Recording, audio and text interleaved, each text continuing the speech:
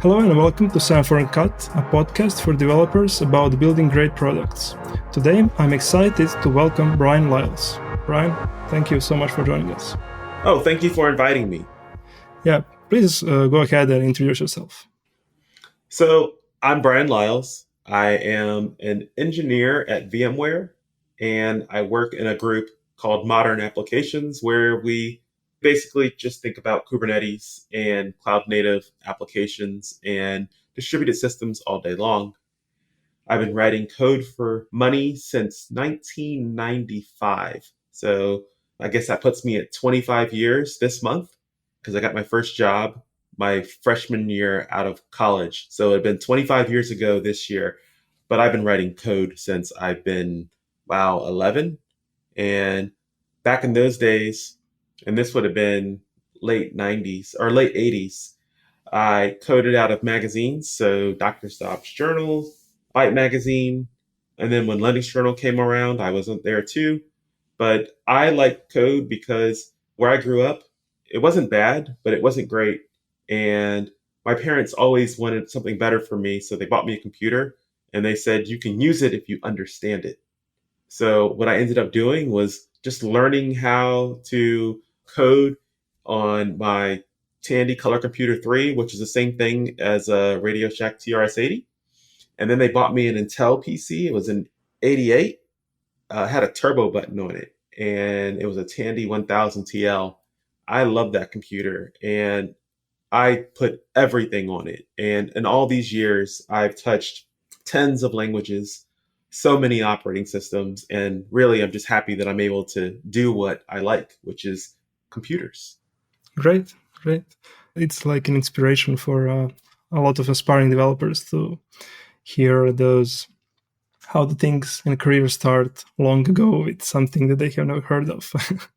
Right. And interesting story is so I learned C just because my dad worked at a military base and they wrote things in C. So he brought home manuals. But I used C when Linux first came out. They had sound card support because we had cards in our computers to do sound at that time. And it didn't work with this particular Sound Blaster card that I had. So I cracked it open and I went through the code. And over a couple of weeks, I was able to get that sound card working by writing a device driver. And at that point is when it all clicked for me that with code comes so much power and so much ability. That's pretty hardcore. Yeah, I used to study hardware, although I'm not working on that. But yeah, and doing that on your own, that's even quite impressive.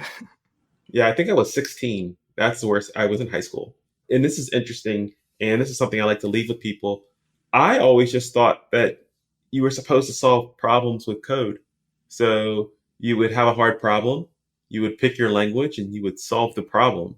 So it's interesting now how this younger generation, this next generation looks at it, where things are hard and people they complain a little bit. I look at it as, well, it's hard.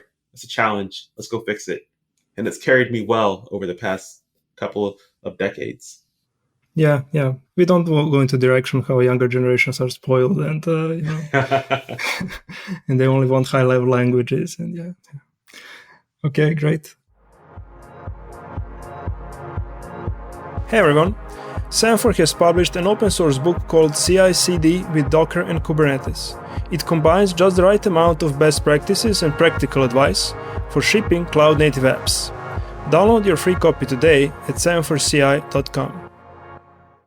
One of the tools that you are working on is Octant. It would be great if you can introduce us to that tool and share maybe what was the triggering point for starting it and what's the state right now. Right. So it's actually pretty simple. I worked at a company called Heptio. And for those of y'all who do not know what Heptio is, it was founded by Joe Beda and Craig McLuckie. And those two gentlemen are two of the three people who founded Kubernetes. And you all can't see me, but I'm air quoting now founded because Kubernetes, it may have been started by those three, but there was a lot of early people at Google who were helping on. I met Joe a few years back and he said, come work with me. And I said, no way, I'm not working at startup ever again. That's silly. And over the year, we just talked and things happened. And I ended up there working on this project called KSonnet, which was a way of thinking about rethinking configuration for Kubernetes. And we approached it as a kind of a research project and realized that it was a little bit difficult and it wasn't giving our people, our users, what we think we should have had. So when we were thinking about shuttering that project, we were thinking of something new.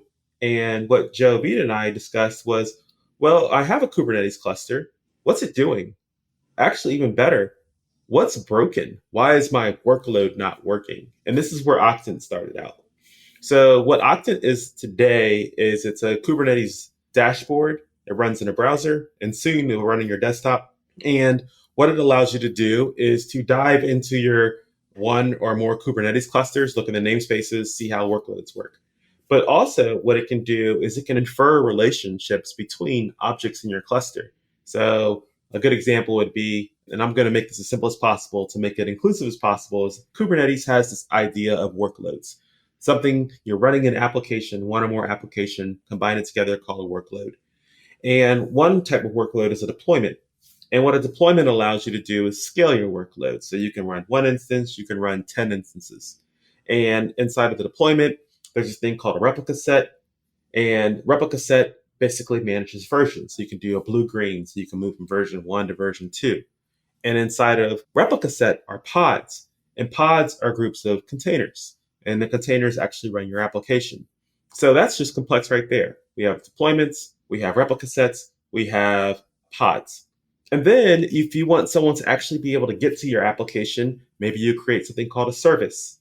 And then maybe if you want it to be hooked up outside of your cluster, you create an ingress. Now you have an ingress, a service, a pod, a replica set, and deployment, and something doesn't work. What doesn't work? Well, what do you do with Kubernetes? There's a command line tool that's kubectl, kubecontrol, depends on how you want to call it. You can use that tool and you can do kubecontrol get, kubecontrol describe. Well, what are you getting? What are you describing? Look at some logs. So that's a problem.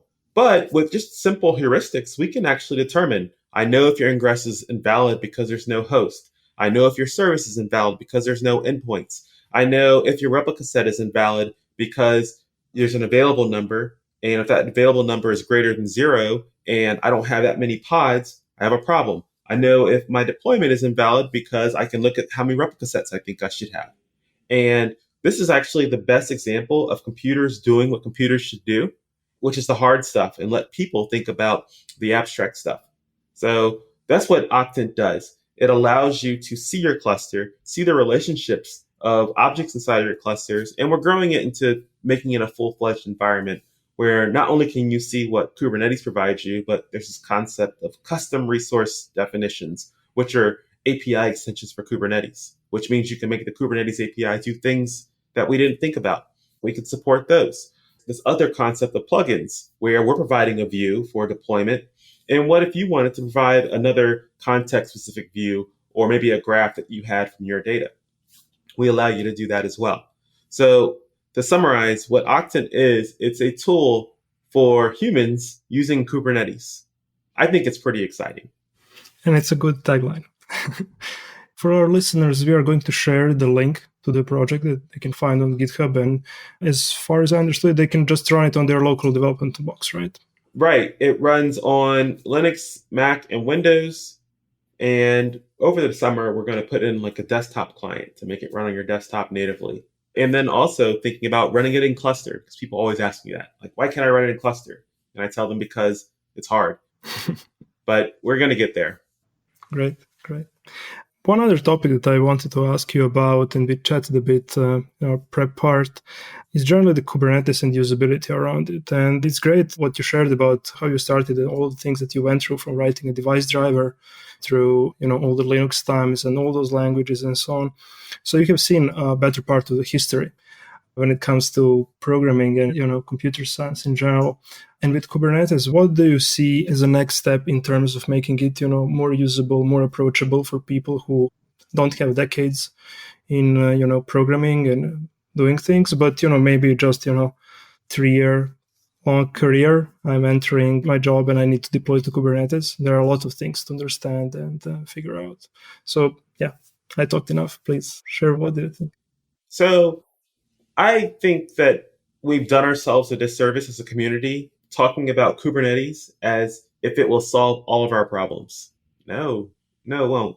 I talked about this at KubeCon San Diego last year at the end of my talk and one of my keynotes, where we need to look at Kubernetes like we looked at Linux. We had Linux for all these years and it battled with Microsoft and then it battled to get into the enterprise. And for all intents and purposes, it won. But we don't think about deploying to Linux these days. We just assume that it's there and we use the Linux ABI. So we use the Linux programming interface to be able to do things without having to worry about hardware all the time. Now we can take that same thought and we can abstract that to Kubernetes.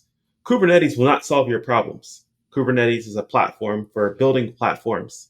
So what Kubernetes will make it easy to do is to provide this abstraction over a set of computers, real or virtual, where now you can actually have applications that are bigger than one computer, or you can have multiple applications bigger than one computer. And the neat part about that is that if you run multiple instances of these applications, you can now have some fault tolerance because if a node goes away, Kubernetes scheduler will ensure that there's enough copies of it around. So we don't look at Kubernetes as a deployment. We use it as a tool to get us to where we want, which is basically, I have all this compute, networking, and storage, and I want to make it available to all these apps. And if we look at Kubernetes that way, then it becomes a much more tenable, easy to understand solution. But what do we need to do? There's one big problem that we have right now. And actually, I wouldn't even say it's a problem. It's a challenge. It's a roadblock. When people make fun of Kubernetes or they make light of Kubernetes, they always talk about YAML. They say, oh, the YAML is hard. And guess what? We were talking earlier about Istio. And Istio was a whole bunch of different binaries with its own set of configurations. And now it's like one massive thing, which is probably good for them. But then there's another project out there called Knative, which is serverless, like a serverless backend, and not just serving, but eventing and messaging as well for Kubernetes. And you realize there's all these parts. To do serverless with Knative is a lot of YAML. And if you want to configure certs from Let's Encrypt with Cert Manager, more YAML. And what we need to do is what we did in every single other case. Hey, I'm going to take a quick break here and tell you that Semaphore has a new book out called CI/CD with Docker and Kubernetes. If you are looking to deploy cloud-native apps, it's going to show you the most productive way of doing that. And the best of all, it's free. Download your free copy today at semaphoreCI.com. Spoiler alert, all of the software you write is not interpreted by your computer in the language you write it in. It's machine code. So if you're on a Mac, it's x86. And then there's an operating system on top of that. And what we've done is we've built up levels of abstraction. And what I talked about in my talk is about the Kubernetes ecosystem can learn from the LLVM project that was for compilers. And really what that comes down to is for years, when GCC first came out, which is the GNU C compiler, you had to say where it was going to spit out. Is it going to spit out a mock binary for running on an Apple? Is it going to spit out a MIPS binary? Is it going to spit out an Intel 386 or x64?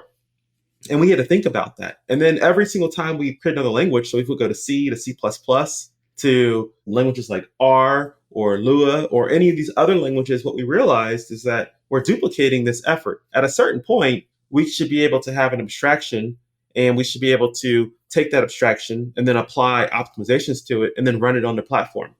And that's what LLVM did. It allowed us to create these front ends that would spit out this bytecode that could then be transferred to your machines. And the example that I gave was now what we need to think about that is the concept of Kubernetes. Think about YAML as the machine code. Now we should be able to have all these translation layers that run in the middle that actually abstract over things we don't care about. So creating services is one example. When you create a service and the service says it's an internal cluster IP service and it points to a selector, that's all sorts of YAML there. We can actually infer that from our app. Hey app, look at my deployment pod spec template. Pull a service out of there. We know what the ports are. We know what the selector is, and we know what's inside. We can generate that. And I can think of that for like horizontal pod scaling, autoscaler. I can think about it for like things like Knative. I can think about it for basically anything. And what we need to do now is focus on that middling level. Let's create these abstractions for humans rather than these abstractions for Kubernetes. And yeah, on the back end, we're still talking deployments and we're still talking services and whatever else. But on the front end, let's talk about things that are closer to our app. And I think the Spring project, and I do bring them up because they're my coworkers now, but the way that they're thinking about annotating their Spring apps and then it generating what it needs to run in a cluster is more interesting than just writing YAML itself. And I'll add just one more thing. We were talking about Istio. So as my app, I don't care if I'm using Istio. And Istio does its own thing, injects sidecars, makes communication between my workloads work. You know what? I just need to know that it's there. Or I should be able to, at runtime, say, hey, I'm using Istio. And it gets injected in, and I don't have to think about it as an application developer.